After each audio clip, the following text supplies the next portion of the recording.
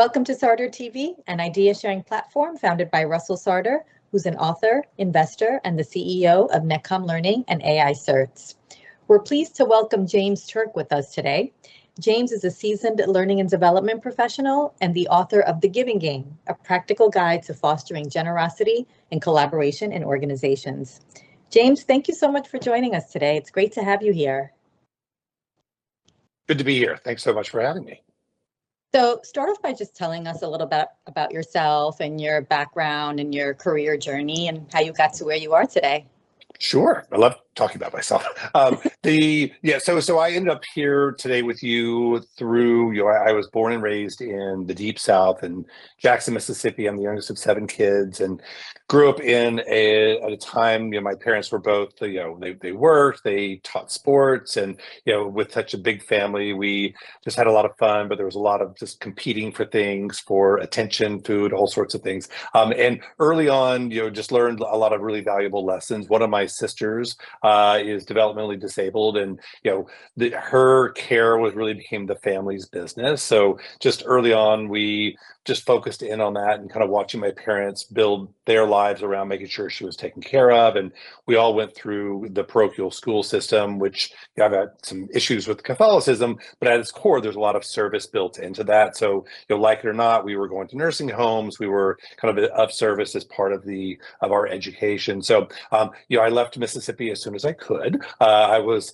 just not a good fit for me. And I came to New York City with my theater group when I was in high school after I graduated. And from the moment my foot hit the island of Manhattan, I'm like, here's my place. These are my people. This is where I need to be. So I kind of spent the next 7 years, working my way back to New York. And I went to school in New Orleans and Chicago, and then moved to New York in my mid-20s to initially be a private art dealer. I had worked in the galleries in Chicago. And then when I moved to New York, it was a it was a down economy, and it was a rough time to be in the art industry. And so did that for about a year and had to do a lot of side gigs, and then ended up working as a technical recruiter for U.S. financial services companies. And then that led me to Wall Street and human resources, and then trade publishing. And then I decided when I was around 30 that my real passion was theater. I'd done a little bit in college and a little bit of it when I was a kid. And so I went back to school and studied theater with a man by the name of Freddie Karaman,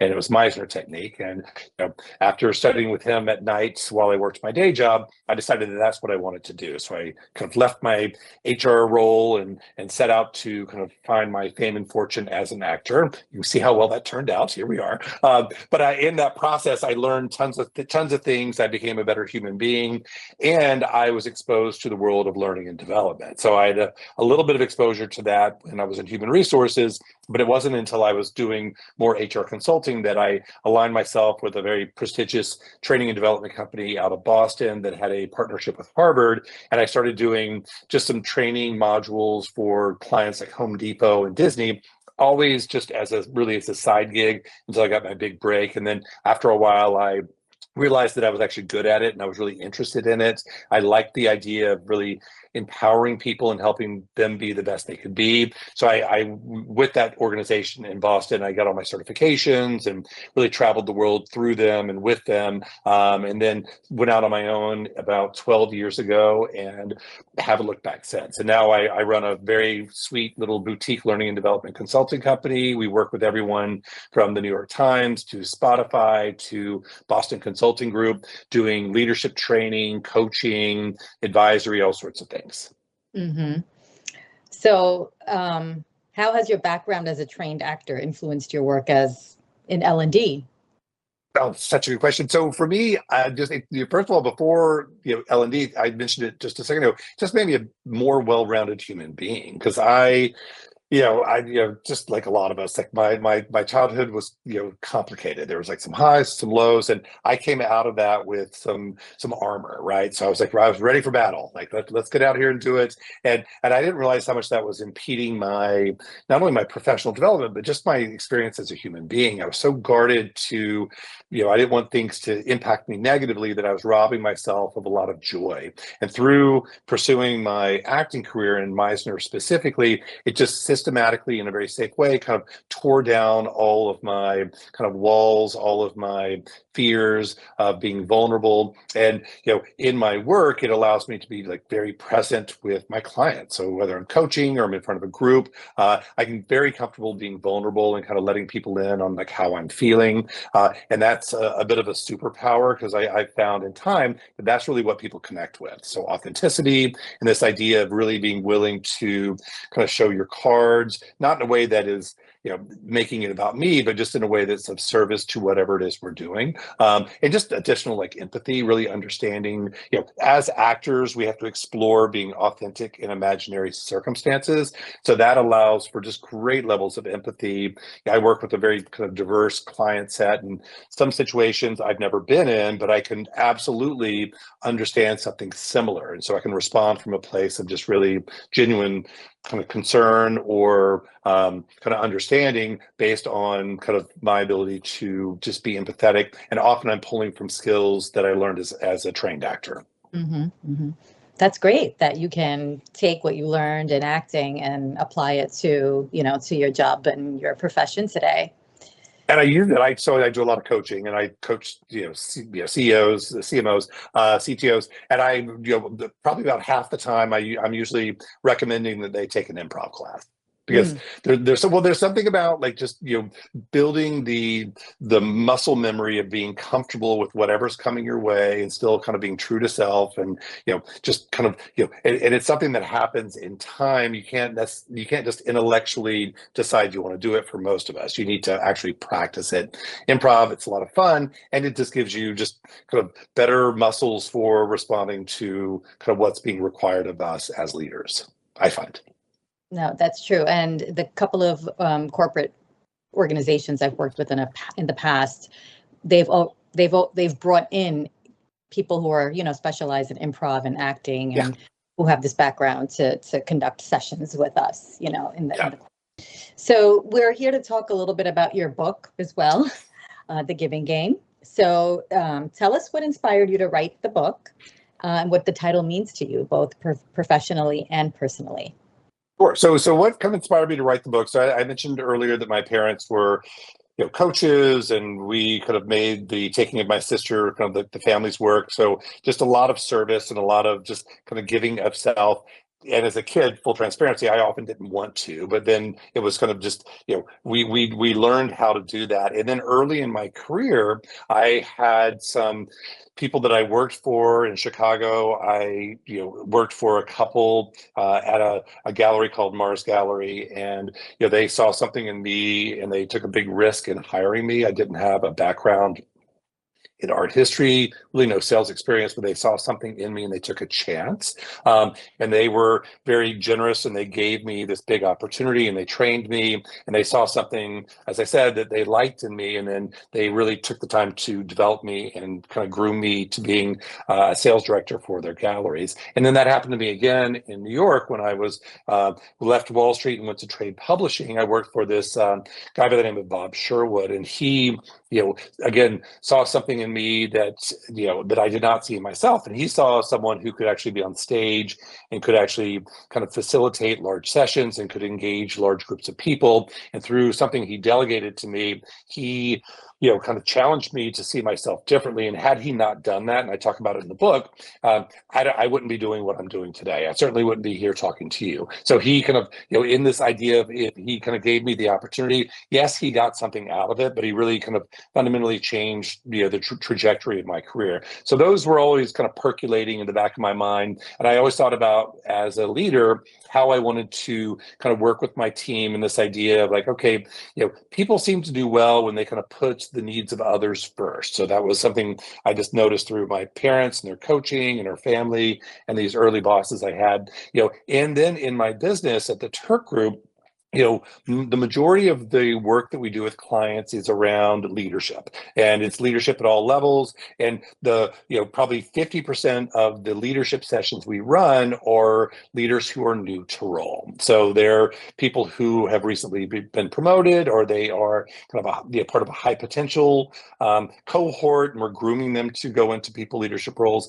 or they are people who've been enrolled for a long time and had never had the training.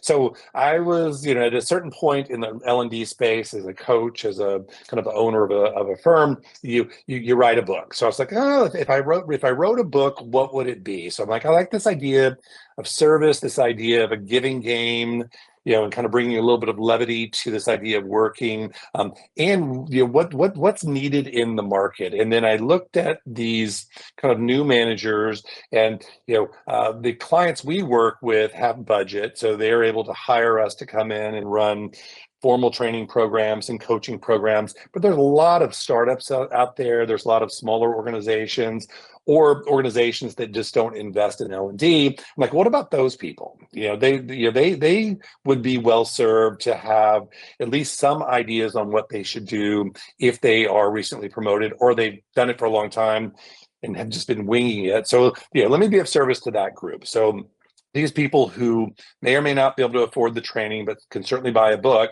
let me provide for them, just based on my experience through 25 years plus in the space, what I think they should do to increase the likelihood that they will succeed. So the book is really this idea of kind of bringing them through the first year of being a people manager. So some tips, some tricks, some tools, some things to avoid, and that's really kind of what the book was born on. And then the name of the book, The Giving Game, becoming the leader that others want to follow. It's just really kind of putting others' needs first. Most of the time is going to create a good environment where people will be inspired and will probably perform at their best. Yeah, and so just building on that, from your experience working with leaders, managers across various industries, what are some of the most common challenges that new managers face when they're transitioning, focusing on their own performance to managing the performance and the morale of others? Yeah, so first of all, kind of even bigger than that, just like leading today is very difficult. So there's coming out of the pandemic and geopolitical and kind of the tariffs. It's very, very challenging to keep people focused and motivated because there's so many stimuli, there's so much stimulus coming at people from all fronts, right? So it's just a tough time to be a leader of people because you have to create space for them to be able to process all of that and still be able to focus. In addition to that, so you mentioned it just quite succinctly there. So going from kind of managing self to managing others is probably going to be the biggest shift that we go through as people leaders, because fundamentally it's completely different. So kind of my values, my time, my skills, all of those need to change. No longer is my kind of my values happening through the quality of my work and kind of my own innovation. Now I need to kind of value creating that through other people and seeing their success as my own success, etc. So as leaders transition, the biggest kind of pitfall that they fall into is thinking that what got them there will keep them there. So understanding that it is a shift and there are different skills required, really understanding that and really building a plan for those new skills. What I see the biggest trap is people don't think that they can admit that they don't know what they're doing, so they don't. So they just sort of hunker down, and what ends up happening is they do the stuff that they were really good at as an individual contributor, which is often the responsibility of their team. So kind of irritating the people that report to them and bogging them down when their bosses need them to be doing things that are more strategic. So that's kind of like the new manager trap, and understandable, but not sustainable and not productive. So that's probably the biggest one. Mm-hmm. So then how can someone develop the skills and those qualities to navigate the shift? No, it's great. So I think we reference this in the book. There's a book called the Leadership Pipeline, and it is a book that really goes through the different junctures of leadership. So going from individual contributor to team lead to kind of group manager, functional lead, all the way up to enterprise. And it talks about the different skills you need in each one of those kind of junctures. So the first thing that we suggest in the book, we talk about this idea of the importance of the first 45, and we have a kind of an F45 playbook that really focuses in on that. And the first thing is just understand like what the differences are and do some type of gap analysis. Like, okay, here are the requirements of me as a people leader. I need to get feedback. I need to be able to coach. I need to understand performance management. I may have budgetary responsibilities, and here's my knowledge and experience with those things. And if I have it, great, leverage it. If I don't, understand it, and what's my plan to actually go out and learn those things. And the good news today, there's like LinkedIn Learning, there's TED Talks, there's this podcast, there's all sorts of things where people can go out and really self-direct the knowledge. Hopefully they have a good boss and they can go to their boss to say like, I'm comfortable in these areas. I really need your help here. What do you have? Right. So really self-awareness, and then the kind of the self-regulation to be able to kind of close the gap as quickly as they can. Yeah. And you mentioned those first 45 days, those critical first 45 days, starting off your leadership manager journey on that right foot. Why are the first 45 days so important? Because you want to start strong, and like when you're new to role, especially if you were kind of hired from your peer group at the organization, so people are looking, or if you're coming in from another organization, people are going to be very open, but very quickly they're going to be kind of sizing you up to figure out like, is this person going to be the right fit or not? So you want to start strong, right? So you don't want to just kick back. And there was a time when people would really like take 6 months to get themselves like really to a point where they're kind of really adding value. In the world we live in today, it's way too dynamic. Change is so constant, and things are just moving too quickly. You need to kind of just really kind of establish yourself as quickly as possible. So in the first 45 days, we break it into really 3 phases. First couple of weeks is just get your head in the game. What's the organization? Who's the executive team? What's our go-to-market strategy? Who are the players on my team? What are, get to know them a little bit. So have some conversations. What I said just a few minutes ago, as far as like really understand what your job description is. And so like, and just like, you got the job, so you're able to speak to a lot of these things, but can you actually do these things? And it's okay, but just be, honest about it. And then, make sure that you are clear around what your requirements are via the job description. And then make sure you just align yourself with your boss. Like, okay, big picture, what are my kind of 2 or 3 priorities here? What do you want me to focus in on the first like couple of weeks here? So let them kind of provide that. The second 2 weeks of phase 2, so weeks 3 and 4, is really a chance to, by this time you would have gotten to know your team a little bit. You kind of understand the organization. You have a pretty good sense for what the role entails. Now you want to kind of think horizontally across the organization. So rarely are you and your team going to be working in a silo. So what are the dependencies? What are the partnerships? So so are you handing work product off to engineering, or are you receiving something from marketing? So really understand kind of what are the different touch points within the work of your team, and then go out and do some, contracting with the different stakeholders around, let's talk about how our teams are working together. I'm new to role. I would love to hear from your perspective, what's working, what's not. If we could do something differently, what would you like us to do? I checked with my team last week. Here's how we're seeing things. So go in and just very quickly, do a needs assessment. Don't overpromise, but just get your head in the game around kind of how it's going with working with other people. Typically, I would include not only kind of peer managers and functions, but probably vendors. So if there's any vendor relationships, as well as just senior leaders, or they're like really important senior leaders that you need to start establishing the familiarity with, and maybe even a relationship with, kind of identify who those are. And then we finish out the 45 days with kind of weeks 5 and 6 being like, now that you've kind of collected all this information, you should be able to start really kind of thinking about the kind of the vision and mission of your team. Now that you understand, and how is it contributing to the organization's strategy? You've talked to your stakeholders, you've talked to your team. Now you're really ready to start kind of shaping how you see this all moving forward. How the team needs to work together. Along the way, you'll want to kind of look for some quick wins. So if there's, if the team's grumbling about the team meeting happening too early on a Monday, change it. Push it back a half hour. So just pay attention. Look for quick wins. And the first 45 days, it's not perfect, but our experience is that if you do those things, chances are you'll be off on the right track. Yeah.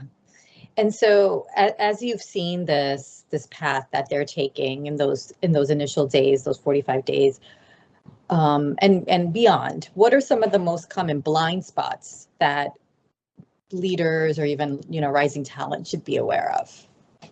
So it's what I was saying earlier, just thinking that they can't be vulnerable and they can't kind of admit what they don't know, and that somehow is a weakness. And I would challenge that is the opposite. Typically, as people are going into a role as a people leader, people are trying to see are you credible in role, right? And people are typically looking at different considerations. So, do you show kind of genuine concern for people?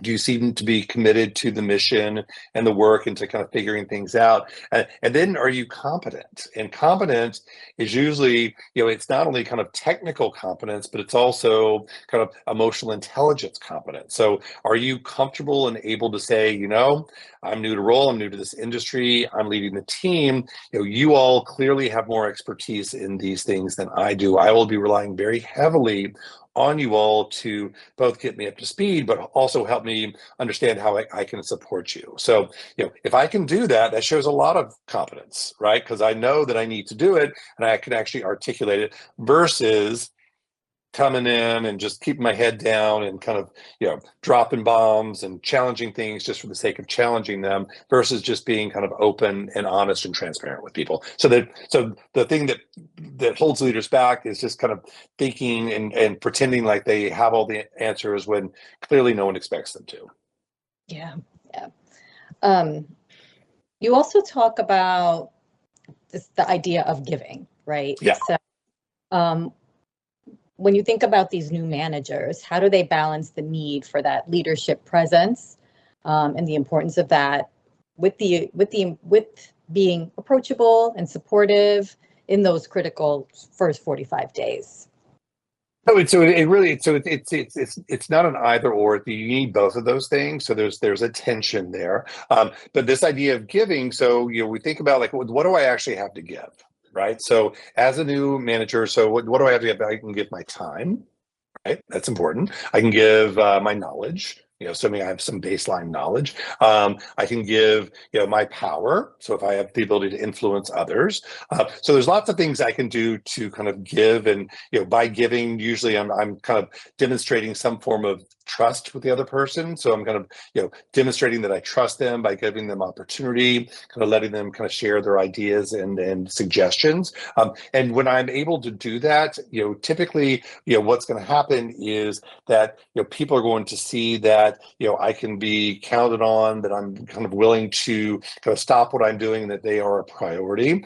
When I need to kind of the proverbial kind of pull the car over, my dad used to always say, don't make me pull this car over. But as a leader, sometimes you have to pull the car over. Like, listen, we're not hitting our numbers. So the more that I can have goodwill and trust, and we have like that personal connection, and I've been very giving in my time and my attention and, through my one-on-ones and team meetings and actioning things, if and when I need to kind of shift gears, people are typically going to be very responsive to it. Because I've earned the credibility, I've earned the respect by being so deliberate about this giving mindset, giving people opportunity. If we're doing an update to senior leadership where I can, give people on my team, a piece of the agenda versus me having to be the one up there taking all of the credit and sharing my team's work. So there's all sorts of ways that we can do it. Yeah. Are there any stories or examples from the book that you feel have resonated either with you or your readers that you could share? There are several. So one in particular, so I mentioned Bob Sherwood earlier. So he was the boss that I had in trade publishing. So I was 26 years old. I'd been working on Wall Street in human resources, and I, took this role in trade publishing. And before when I was in the interview process, I made it through all these different rounds. And they were looking for someone with 5 to 7 years of experience. I had like 2 to 3, so I was definitely junior for this role. But somehow I was making it through all these interviews, and the last interview was with Bob, and we had the interview. I talked to her for about an hour. It was very conversational.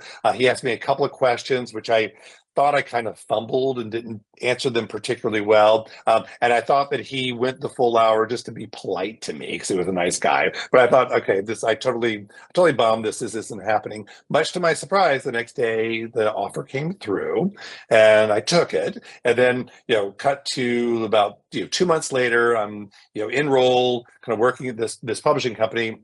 Bob calls me into his office and it's like, listen, we have a sales conference happening in a few weeks in Chicago, and I need someone from the department to go and represent me and the department with some updates. And I think you're the guy to do it. And I'm like, me? What? I just got here. Excuse me. I just got here. I don't know anybody. This is way before the acting, way before standing on stage and working with other people. And I was like, you want me to do what? And he's like, they walk you through it. It's pretty straightforward. You're going to go up and you're going to kind of introduce a pre-recorded video of me, and then you're going to field some questions, and you're going to give a little report on kind of your areas and benefits. And he could see the panic in my eyes. He's like, this is really important for me, and it's really important for you, because I need for you to succeed in role. People need to know who you are, and they need to kind of have a face with who you are. So this is a great opportunity for that to happen. And so it's going to happen. And I could just tell by the way he was phrasing it, he really wasn't asking me if I wanted to do it. He was kind of telling me this was happening. So I was like, okay. But for whatever reason, I trusted him, right? Because I trusted the guy. And so he said, here's the plan. We'll work on this together. I'll coach you, I'll prep you, and we'll get you set up. And then over the weeks that followed, he did exactly that. We kind of like went through the deck and say this and try to use a little bit more inflection there, like all the things. I went and did the presentation, and the session, it was okay. It wasn't like it wasn't amazing, but it wasn't a train wreck either. So I actually, it went well. And, what I took away from it was just a completely different view of myself. I'd never seen myself being that guy. And, all of a sudden I was, and he kind of, by helping me see myself differently, really changed the trajectory of my entire career. And I think back, there was like 16 people in the department, and there were clearly other people who could have done a much better job than me. But he gave me the opportunity. Yes, it helped him because he needed someone to be in my role that could hit the ground running, but it absolutely helped me. And I always look back at that as like, that for me is kind of the essence of the giving game. So when the opportunity presents itself, look for the opportunity to kind of let someone stretch, let someone develop, and give everyone a chance to actually become the best they can be. Yeah. So I get a lot of response to that story. People have their versions of it, or they're really inspired by it. Yeah. And so there's a lot for, rising talent, new leaders, people who are just coming out of being individual contributors to managers. When it comes to leaders, what would you say then is the most essential skill that they should develop? Emotional intelligence, hands down. So I work with people in fintech and digital publishing and financial services, and just across the board, leaders in most organizations today are put into leadership positions because they're technically very good at their jobs, which is wonderful. But they didn't get the memo on kind of the importance of interpersonal. So for us, IQ matters. You need to have like a baseline of comprehensions and kind of logic. But with IQ, you kind of have what you have by the time you're like 17, 18 years old. With emotional intelligence, it's really something that you can develop through your entire career. And Dan Goleman talks about it in the book entitled Emotional Intelligence.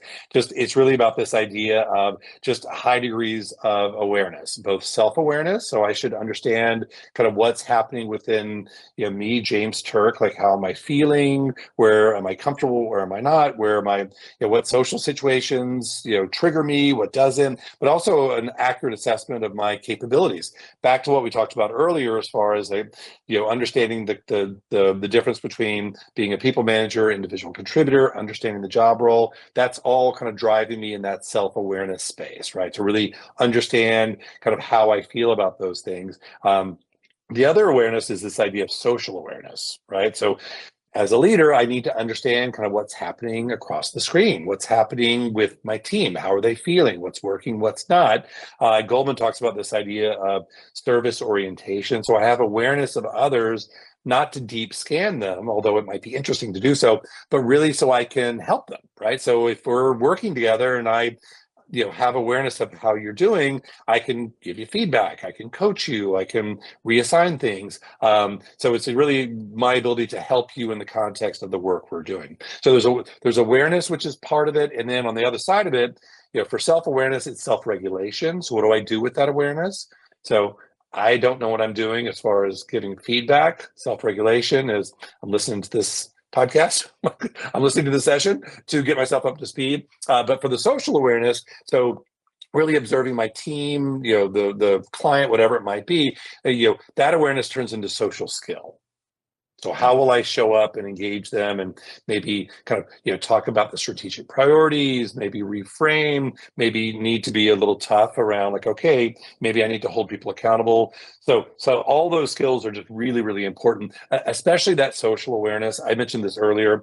It's a tough time for leaders today because people are stressed and there's just a lot of stuff happening and people are exhausted. There's a lot of fatigue. We just as the world hasn't really caught a break in the last like 5 years. It's been pretty constant stuff. So if I have high degrees of kind of emotional intelligence, I can bring some self-care and understand how do I keep my self-game ready? How am I doing? What do I need? And then what am I doing for my team? How are they doing? What do they need? Right. So I think those are really, really important skills, for probably the most important skills for leaders to develop, who just not even new to role, I think just in general. Yeah.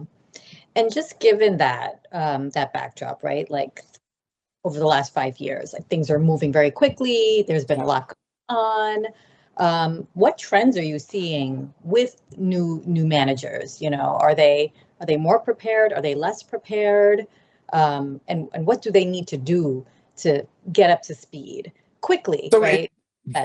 It's a mix. I mean, it's like different kind of industries have different like pressures, and it's very dynamic. So the first thing is just to kind of just understanding that change is constant. Like I've been working for a long time, and way back when they used to talk about the cycles of change were basically every 5 years. There'd be some kind of really fundamental new technology or something groundbreaking that would happen that would kind of shift the kind of dynamics within business. But like the last 10 years is it's pretty constant. And in the last 5 years, it's even more constant than that. So just kind of getting their sea legs with that and really kind of understanding that things one needs to be very agile. One needs to kind of think directionally and then have some flexibility within that. So kind of helping leaders understand that. And the other thing that I think is really important for leaders to both understand and learn is really the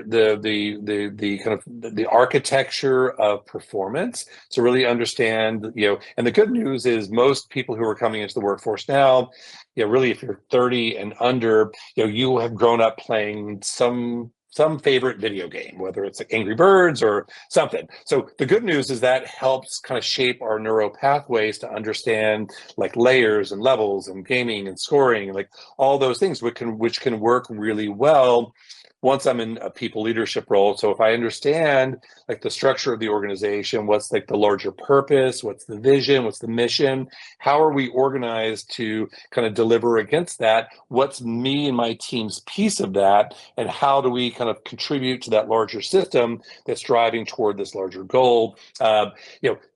makes it easier for me to kind of get my head into what I'm actually doing, but it certainly makes it easier for me to inspire and motivate my team because I can create that compelling context around, all right, here's what we're doing, here's the game we're playing, and here's our piece of it. Let's make sure we do our part so we can kind of get to the next level. Yeah. Does that make sense? Yeah. Yep. Yeah. So then if we could just shift a little and talk about the L&D industry, which you've been working in for a long time. What are some of the trends you've seen over the last several years about how L&D professionals work in this space? What's changed? What has It's such a big question. What's changed?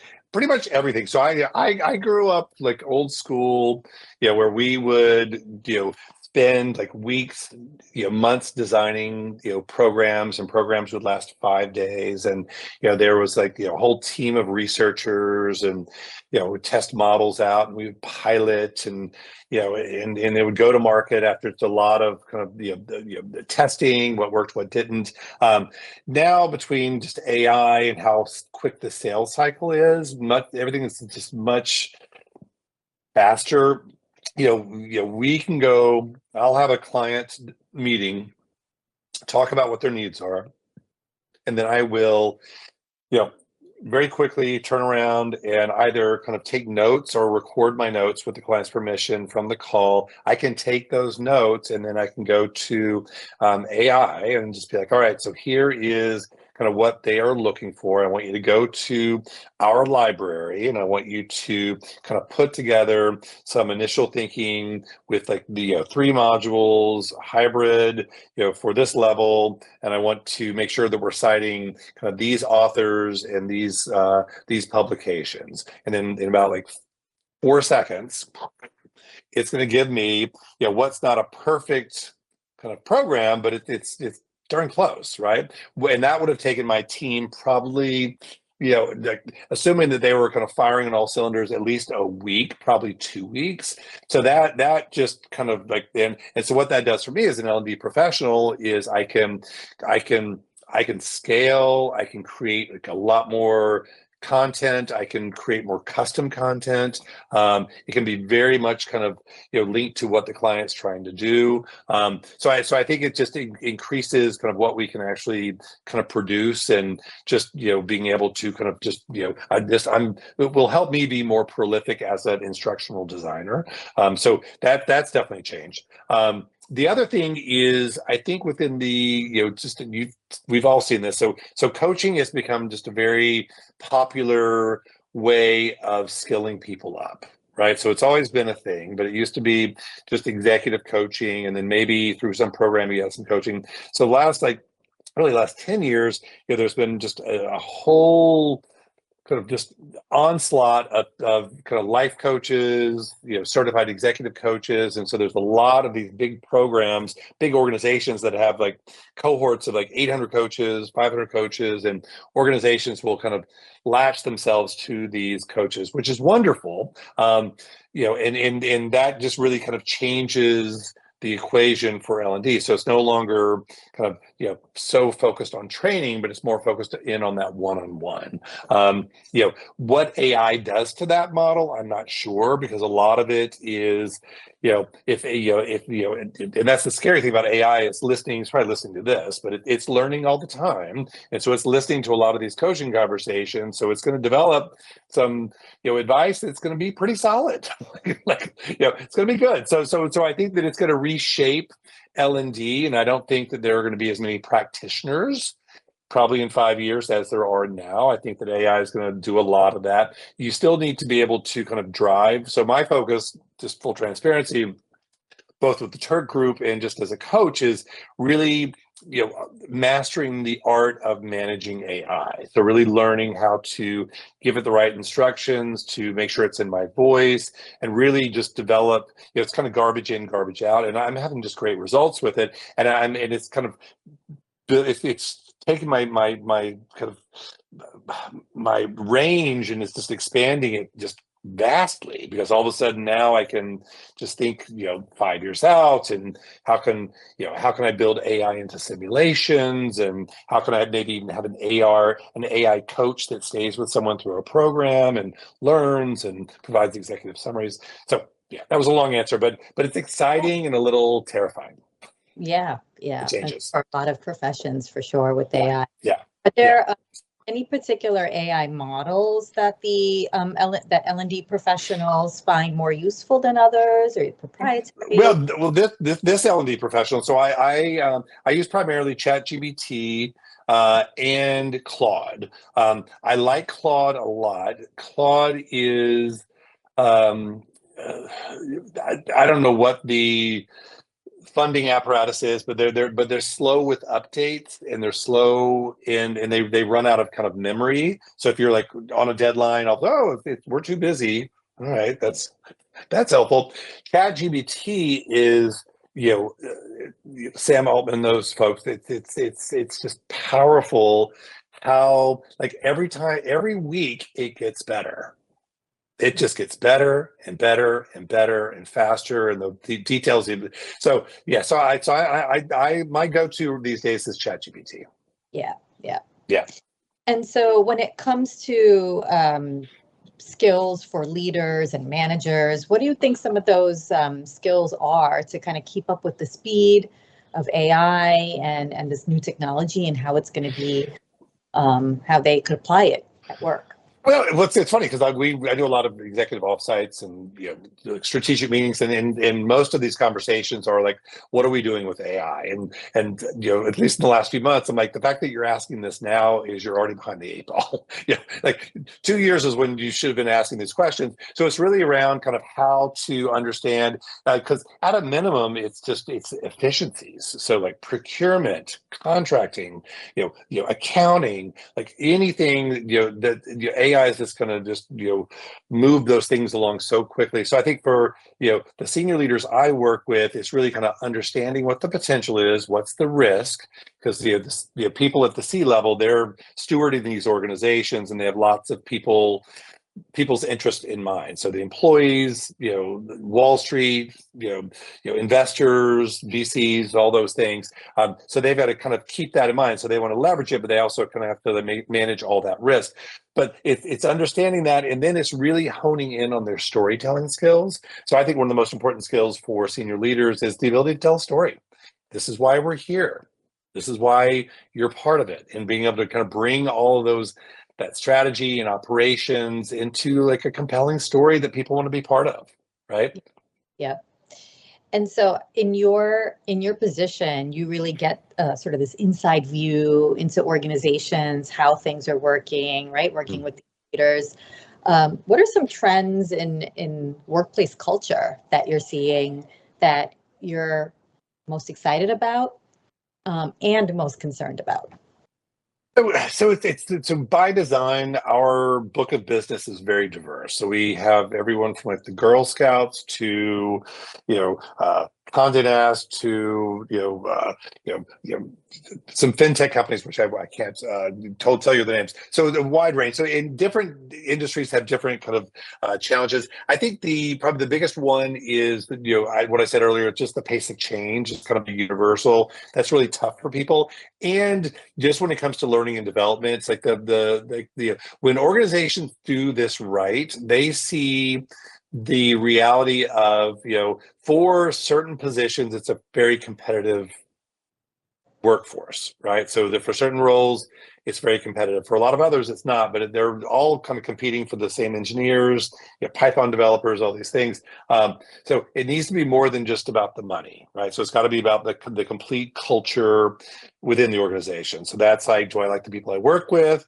Does my boss pay attention to me? Do I get feedback? Am I learning something? Like all those things really matter, assuming the money is somewhat kind of fair across the board. So when they get that part right, typically things are going to go well.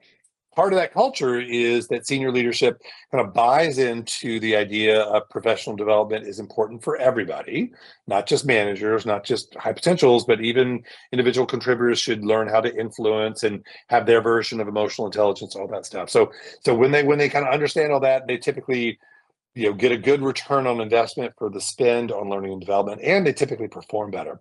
When they see L&D as a quick fix because engagement scores are low for a quarter, and we need to bring some training in here, and they see it as like a quick band-aid, and they just kind of throw it in the business so they can check a box. Senior leadership isn't necessarily modeling those behaviors.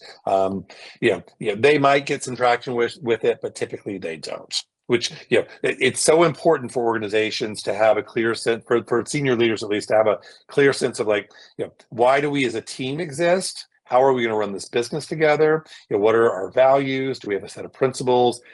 Build those, communicate those, live those. And when they can do that, people can really kind of follow them based on that. When they don't do that, they don't think they need to do it. It's very hard for people to kind of stay engaged and focused. Yeah. And finally, if there's one message or practice you hope people take away from your work, what would it be? So I'll pull it back to the book. So it's a giving game, not a getting game. If I approach each day in every situation with what can I bring in service to this versus where is mine, things are typically going to work out. Nice. That's it. Well, this is great, James. Thank you so much for joining us. So much great insight.